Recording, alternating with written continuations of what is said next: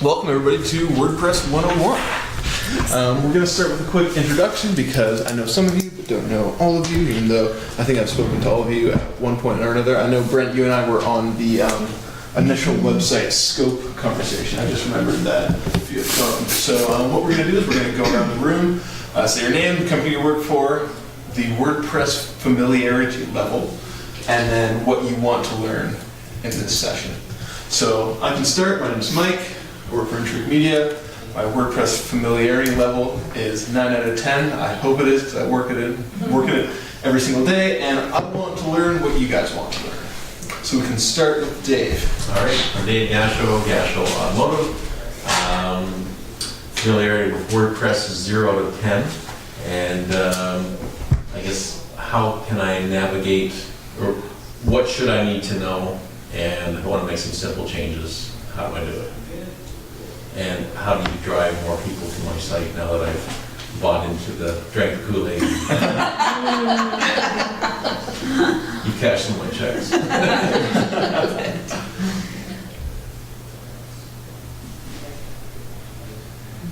Awesome. Lindsay, I'm from Integrated Explorations. Probably 0. Jackson. Yeah, SEY, yeah. Yep, I use it. And yeah, 0, I would say. I'm familiar with building some websites, but not using WordPress. So, and the same thing. Just need to know how I can make simple changes by myself. Perfect. And Brent. Brent McDonald, Brawny Construction, probably 3 out of 10. I guess my goal for today is to expand my knowledge of WordPress from an update, new page capacity. That's about it. I've seen the backbone of WordPress, just navigating it through with them rolling out our website. So I'm seeing that new page kind of just like it's very straightforward for the most part. Yeah. Cool. I'm Heather McDonald, and I'm from Insight Psychology. I've known nothing about this WordPress, so I'm a 0 out of 10, and like a lot of the same. I'd like to, learn how to access it, what it looks like, and I think our team is hoping to have a few people be able to do some updates if needed, and add blogs, things like that. Are you guys considering doing your own copy for your website? Copywriting? We don't. No. Like for your blogs and stuff like that? We'll do our own blogs. Yeah. Oh, okay. Yeah, so. These guys do an awesome job. I'm not like pitching them, but Well, we've already written a lot. We already got it, man. Don't worry. the copy they did for us was amazing. So. Yeah. I'm Rose. I'm with Insight Psychology also. I have to start WordPress 101 now. And my knowledge is 0 out of 10. I know that you guys really said this was a really cool way to kind of add content and so on. And I actually heard, I can't even remember where, I heard somebody else around the same time say the same thing. So I want to just feel that I have some facility with it. And I know that we're planning to add our own content over time to kind of keep it alive, because I think we agree that that's really important for our website. So just want to learn how to use it and feel familiar with it. Cool. So I'm Laura from Insight as well. And a lot depends for me. In terms of the familiarity, I did work with WordPress on a couple of websites 8 or 9 years ago, so it depends on how much it's changed. So I would say give myself a 3 on that one, because I actually have I've been in the background, but if it's changed a lot, then it would go down. And the only other thing I'm going to add to Heather and Rose's is that we want to make sure that we can really use social media through our website as well, and drive users to our website through our social media. So. Perfect. Can I ask you a quick question? Yeah, for sure. Our colleague is emailing or texting asking if she can park in the Two Rivers spot at this time of day. Without getting towed, I guess. Is there a question? My recommendation has to be if the parking lot's full, I park on the street. Okay. I don't want to get in trouble, so. That's sort of fine. She might already be parked by now, since I just noticed She's this. probably up the stairs. Oh, Yeah. yeah. Thank you. Awesome. So, now that we have done our introduction, we can get into WordPress and what it is. So, WordPress is a content management system. It is what people use to manage the content that goes on the website. It initially started as mainly a blogging platform, but it's expanded into the most used content management system in the entire world. So the reason we use WordPress is because it's very versatile and it's very good in a marketing standpoint where you can do a lot of stuff very easily and very effectively with WordPress. It might not be as customizable as building your website from scratch, but it definitely gets you there quicker and more effectively than building your website from scratch. So in terms of logging in and getting into the back end of this content management system, you would go to your domain name, which in this case is Intrigue Blueprint site.flywheelsites.com. Oh no, 2 E's. So do we know what ours is? So yours would be Would be insightpsychology.ca. Oh, Okay. that one. And then you tack onto the end, you go WP-admin. So this is going to bring you up to the admin panel, which you're going to see. If you've logged in before, you'll see your credentials there. You can just hit login. If not, then you can check back to the email, and that's where I've sent Sorry, you. what did you add on? Sorry, WP-admin is what you add on to the end. So you go /WP-admin. Or copy and paste from the email. What's that, sorry? Copy and paste from the email. Yeah, exactly. Yeah. Okay. Yeah, and you'll start to see, like, over time, once you visit this a couple times, that'll start to get saved in your browser history Yeah. and all that stuff, so that's awesome. So yeah, if you've logged in before, then you'll be able to just hit login. If the password has changed since you've last logged in, or you haven't logged in before, then you can go back to the email that we sent you, and you'll be able to find your credentials there. A quick question? Yeah, for sure. Is there going to be one, so if we've got a few people that are going to be potentially working on updating the website, is there only going to be able to be one login? Or is No, that right? I was actually talking to Rosa about this, and Oh, we're going to okay. create a whole different bunch of users with different permissions based on what you want them to be able to do. Got it. Okay, terrific. Thank you. So this is what your WordPress dashboard is going to look like. You can customize it to see some things right off the bat, like how many comments are awaiting approval and stuff like that. Or WordPress news, quick drafts, that kind of stuff, your SEO overview. I usually tend to ignore this because it's not exactly related to what I go into WordPress to do, but it might be interesting from a management point of view. Does WordPress and Google Analytics? Yes. Yeah, so we always install Google Analytics on our sites, and if you don't have Google Analytics access right now, you can email the account manager, myself, or Chris, and he'll be able to set you up with a login to be able to go in and track all the traffic coming to your site, where they're going, how long they're spending. That shows up in this dashboard? Oh, no, sorry, you would have to go to the Analytics dashboard to be able to do that. And just to clarify, you guys are asking questions. That's amazing. This isn't a one-way presentation. This is more Okay, of a forum. So yeah, no, keep it going. This is awesome. So yeah, this is what your dashboard is going to look like. There's a couple areas I would suggest going and a couple of areas that I wouldn't suggest going. We give all of our clients administrative access because we know how much of a pain it is to not deal with administrative access. So the first place that you're going to want to probably be visiting a lot is posts. So posts are where your blogs are going to live. These will be like posts about events, news, stuff like that, timely things that show up and dynamically populate. You can categorize. They're very useful for pushing out via social media or talking about a specific subject, and they're going to be based a lot more on recency rather than pages. Pages are going to be more static, and will we be post to social media from here? so you can. There are integrations between that. We don't have it enabled innately, but we'd be able to set that up for you. So if one post here, it would hit all the popular. Yeah, like you'd have to set it up. You can have Can you set it up integrations. for What's that, sorry? Is that the We can definitely talk about it after. The reason I say that will be discussed in the blogs section.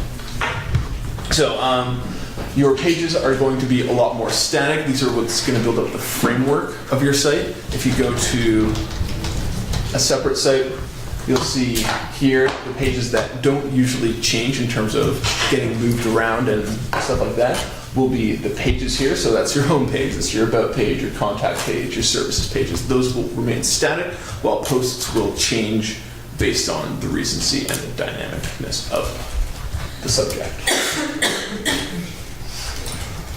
So now that we've covered posts and pages, we'll talk about media a little bit. So this is where you can go to upload pictures and PDFs. If you're going to want to put in videos on your website, I would suggest using YouTube. The reason I suggest that is because while our websites are on very good hosting, videos being served up directly from the website take up a lot of server resources and can slow down your website. So that's why we use YouTube. It's free server hosting and you can organize your profile very effectively. So we always suggest to upload to YouTube, optimize it on YouTube, and then iframe it over, which I'll be talking about how to do in the blog section. This is a very interesting part and has definitely come up a lot recently, so I've added it into the WordPress 101. This is your forms section, so this will enable you to create different contact forms. You can use these to get a quote, you can use them to collect information for a newsletter, you can use them to do a whole bunch of stuff, but we'll be talking about the basics here today. Cool, so the last place you'll probably want to check quite a lot is comments. So these are comments that have been posted onto your blog posts. We find that there's a lot of spam out there when it comes to comments, and we have a lot of measures in place to be able to detect these spam comments and take them out. If you see any in here that look spammy, just hit spam. If you see any in here that are like legitimate people reaching out, then we definitely suggest either responding to the comment or like thanking them for posting or something like that. It really helps generate discussion. And can that be switched on or off? Yes. Yeah. Depending on the post, you'd be able to switch on comments or off if you didn't want any. Awesome. So now we're going to talk about themes. So if I were to bring up cars as an example, WordPress is kind of like the engine of the car. It's the frame. It's what everything's running on. The themes, which you see here, are more like the model of car. So I drive a Ford Fiesta, which honestly isn't that great of a car. I don't love it. But what we have here is called the Jupiter theme. We've spent a lot of time, money, and effort into finding the best theme possible. So this theme's more of a Ferrari than anything. Definitely not a Ford Fiesta. So this will dictate what comes along with your website. It doesn't dictate as much how it will look because a WordPress theme can look like anything, but it's a fast, sleek theme that's great on security, has a lot of options, and gives you a lot of versatility, and that's why we've chosen it. We also have great support, so if you do notice anything weird, if you've gone to the website and you're like, hey, what's up with this? Let us know. We'll be able to help you out. Plugins are kind of like your heated steering wheels, your heated seats, your Bluetooth radio, all that fun stuff that gets plugged on but isn't exactly coming with the frame or the theme.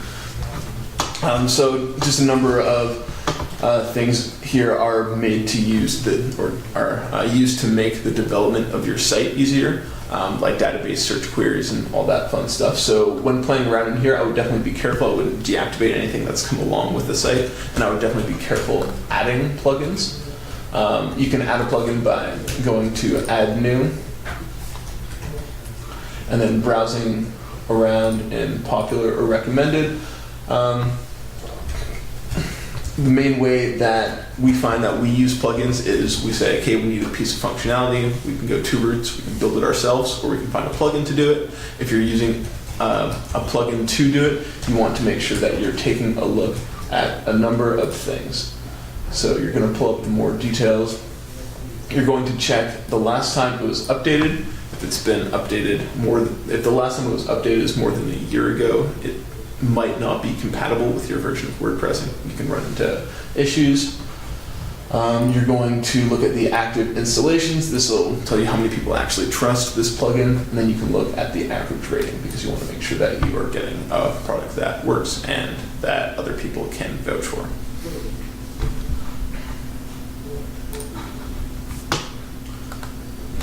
Another piece with plugins, if you're looking to add a piece of functionality, you can always email us and we'll help you find the best plugin. We definitely wouldn't recommend just willy-nilly installing plugins because that's the more plugins on your website, the slower it runs and the more insecure it is. So we will definitely help you find the best practice plugins for you.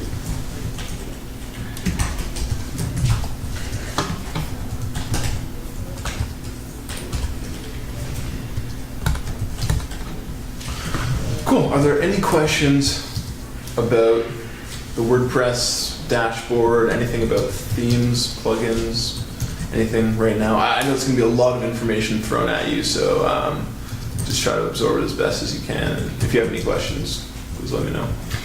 So when we get, so one of our challenges is not having a website that we're working from right now. So when we get our website, this will all be built out for us. And so we're going to be able to go in and see everything that you've already done and be able to use these notes to be able to see okay, so Mike has done this, Mike has done that, he's added the content here, and so we'll be able to then link that to what it is that we see when somebody puts on a live. Yes. Okay, and then change or adjust or do it. Yeah, for sure. Yeah, we'll definitely be going over the pages and the visual composer that comes along with it. One of the plugins that adds a lot of cool functionality that actually is part of the theme, which is confusing because I just told you plugins weren't. In this case, the plugin is part of the theme.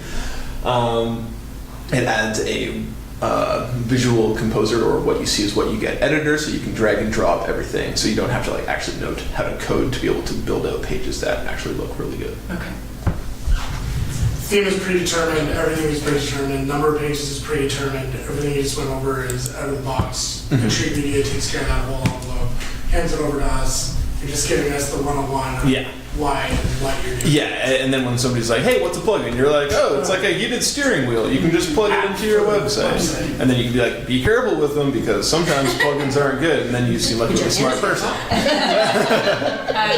And you said pages are set, or pages are predetermined, but they're not. If we wanted to add a new page, you're going to be able to show us how to add a new page. So one of the best parts with WordPress is the flexibility of it, and that you can like add any amount of pages you want. You can add a shop functionality onto this. You can add pretty much anything. It'll just take time and effort or money if you want us to do it. Cool. So now we're going to. So now that we've covered the WordPress dashboard, we've covered what posts are versus pages. We've covered plugins, themes. Oh, sorry. Sorry, one more quick question. Yeah, no worries. So you minimized all of those big things that were open there on the dashboard and really focused on what was down the left-hand side. Yeah. So that's really where we're going to be spending most of our time. Thanks. You can probably hop in over there and grab my check. Sorry, you were. So we're not going to be. Are we going to be doing an awful lot with what's on things sort of in the middle of the screen there, like all those things that you minimize? Those are going to be the things that we're not going to spend an awful lot of time with. We're going to spend more time down the left-hand side. So there's a lot of widgets that you're able to put on this homepage, and you can really tailor it to how you want to see it. Like if you want to go in and see, okay, how many posts have been posted since the last time I went in. Like if you're kind of the overarching editor of the site, then you can set it up to see, oh, these are the new blog posts. Okay, so that you'll see in the dashboard. That's something that you can set up. To see in the dashboard. Okay. You can also see like different, so this would be the activity, this would be what I talked about. You can see how well your posts are doing for search engine optimization, which is something that we're going to cover later on. And then something that I would definitely you definitely want to show is, sorry, I'm just trying to find it right now, where are the comments? I can't seem to find the comments anymore. But you can pull up a widget so that you're able to see what comments have been posted on your blog. And approve them or disapprove them. I've got one more question. The forms, We have like a sample submission form that I need to have up there. Is that something I can just add? Yeah, so I'll go through a basic form build, and then you can either determine if that's something you're able to build or if that's something that you'd like us to build. So sorry, newcomer. Hi there, how's it going? Good, how are you? Not bad. Would I be able to get your name, please? Yeah, Paula. Paula. And then I'm guessing you're Insight Psychology crew. Yep. And then, how familiar are you with WordPress out of 10? 0. Perfect. So is everybody. It's the modal, And it's the then, modal response. and then, is there anything particular that you're hoping to learn from this session? No. Perfect. Blank slate. Love it. Yep, I just wrote it in. Yeah, no worries. I didn't mean to put you on the spot like that. Sorry. Awesome. So, Paula, we were just talking about what WordPress is, what posts and pages are, what themes and plugins are, and I'm sure if you have any questions about that, then your Insight team are now experts on it, so they'll be able to help you out. But for the time being, we're going to roll right into posts. So, like I said, posts are a lot kind of like Facebook posts. Like you can have a Facebook page that's going to remain static, but your posts are going to pull through dynamically. They're going to be based off of recency. They're going to be talking about recent subjects. Posts are a really good way to target long tail keywords.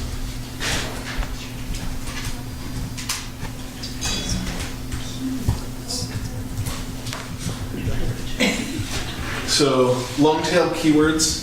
So there's two types of keywords that you're going to be ranking for in a search engine result page, which looks like this. That right there is a search engine result page. I don't know if you guys have seen this before. I'm guessing you have.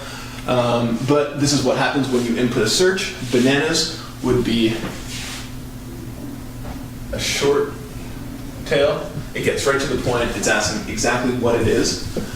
You can see here that there's going to be a lot of high authority websites ranking for the top spot for short tail keywords like Wikipedia. It's going to be really hard to unseat Wikipedia from that spot. But if you were to say, where were bananas?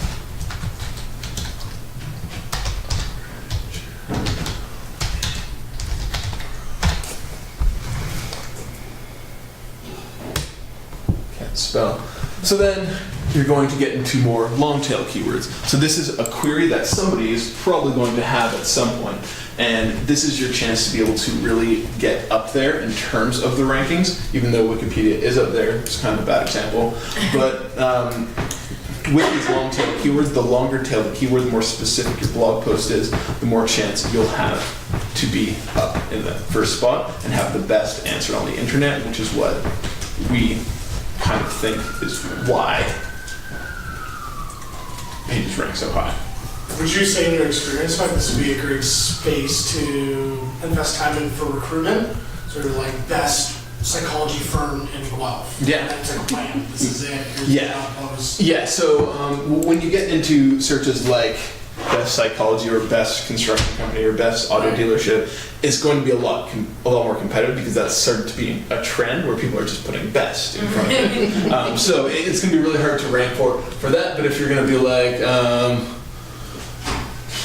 Is there a way to work it backwards to find what the words that rank the best for those types of things and then write the posts around the words that rank the best? there is, and that is outside of the WordPress 101. That's why we pay you guys. Yes, exactly. And tons of time goes into researching Absolutely. what we want to build content around and the short tail keywords that we want to target with these blogs. So that is an interesting point.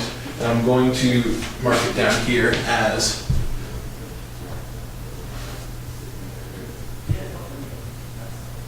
a point for me to take up with the team to see maybe we can run a seminar on keyword research. Thanks, Mike. Very well.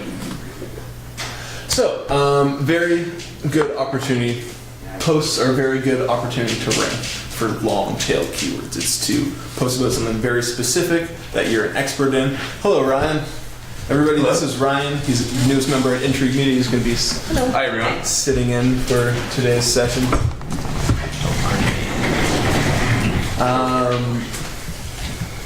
So yeah, posts are a very good opportunity to rank for long-tail keywords, to show that you're an expert in this situation, and to start ranking, start bumping people out of top spots for specific things that you want to be found for. Can you show us an example of making a new post and how it goes live? I'm doing that right now. Nice. Right, SEO posting. Nice. Here we go. So, in case that happened too fast, there's a bunch of different ways that you can start a new post. Over here, you're able to click Add New. You're able to hit Add New up here. You're able to hit New Post.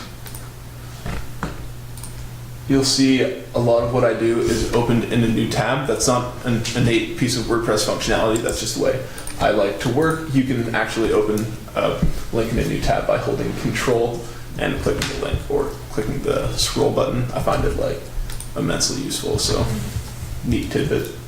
So this is what writing a post will look like. It's a bit intimidating at first, but when you break it down to the most important part, which is right here, it's a lot like Microsoft Word or Google Docs, whatever you're more comfortable with. It's a basic text editor that you're allowed to add images and PDFs and links to. So literally just drag and drop? Like, you can just put... Yes. Yeah. So it's very similar to Microsoft Word in that regard, whereas Pages will have the visual composer element added onto it, which we'll be going over. So up here is going to be the title of the blog. So this kind of comes into search engine optimization in a way that I will describe once I put in the title.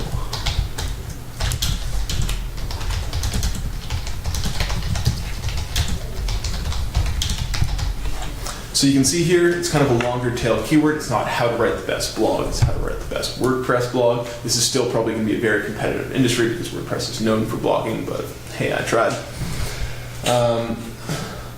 So if we hit preview here, then we're able to see, okay, we've got some stuff coming up. We got how to write a best practice WordPress blog. I'm going to pull up something scary, don't worry. This isn't what you'll have to do. So you can see here, this is pulling through as the title tag. Actually, I've gotten ahead of myself. That's WordPress 102. No, I'm joking. But I will be looping back to that. So now we're going to go ahead and we're going to write our best practice WordPress blog, where we're going to generate some Latin and just post that in there.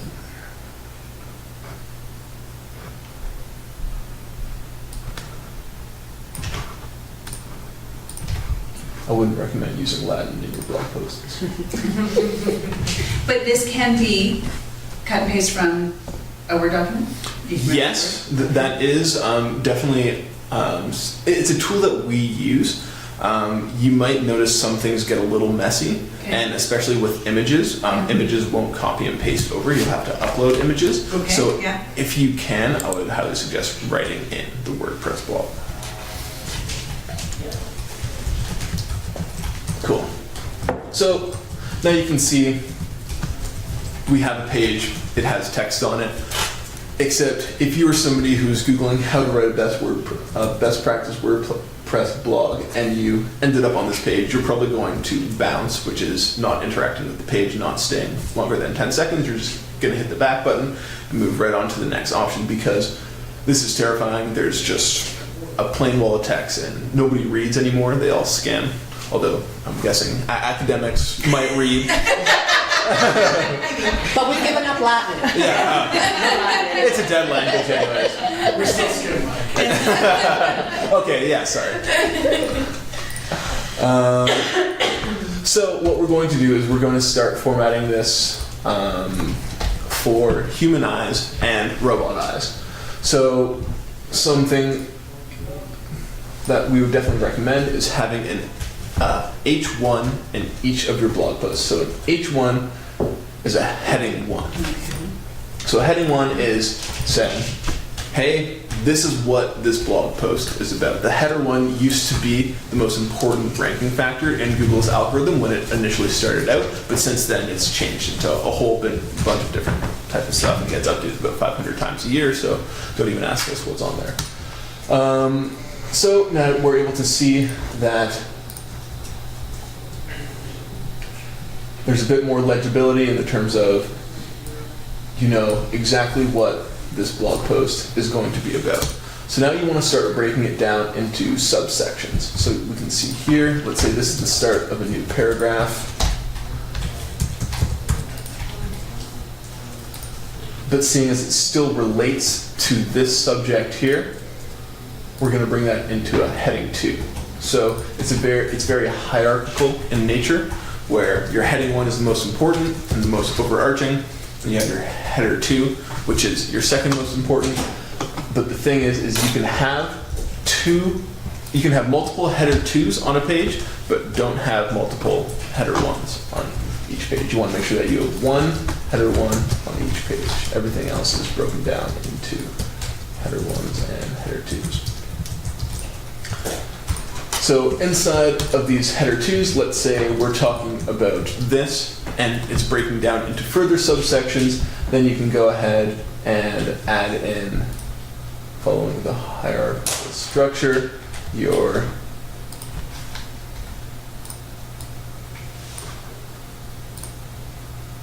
heading 3s. So you can have multiple header 2s, you can have multiple header 3s. only one header 1. But only one header 1. Yeah. Got it. And what you want to make sure is that they're all self-contained. So everything under this is relating to this. Everything under this is relating to this. Yeah. Everything under this is relating to this. So if we're taking this header 3 relates to this header 2, and these header 2s relate to this header 3. Got it. Okay. So that is a great way to break it down for human eyes to read. It's also a really good way to break it down for search engines to read. You want to make sure that you're including keywords, so the keywords that you found through your searching in the next session, or based on your research, what you find people would be searching for in this case. So it's starting to look a lot better. If you were to skim this post, you would have a solid understanding of what it's about and where you want to start reading, which is a big part, because you want people to find the information they're looking for very quick. So now you can go ahead and you can add in some other stuff to help along the page. Ryan. At what point do you want to be using header 6 where it becomes too much, when you've kind of got a massive trickle down and it becomes too much? We find that getting to header 4 is very, very unlikely. We find that you're usually breaking it down into the main post, subsections, and then subsection to the subsection. You're not really getting much further than that per headerception. So now you can start breaking it down and adding more scanning tools to your post, such as, so if we were just to do this, highlight that. You can make bullet points. Bullet points are a very good way to direct people love reading lists, so making lists of things is a very good way to stop people who are scanning your website and have them focus. Another good way is to use bolded text. So you can do that by either clicking here or just by hitting Control B. I would not suggest using italicized text, as that is not AODA compliant, because some people that are hard of sight have trouble reading italicized text. I'm not even sure why it's still there, but you know. Perfect. So the next most important part of our site, sorry, I'm just going to stop and start this.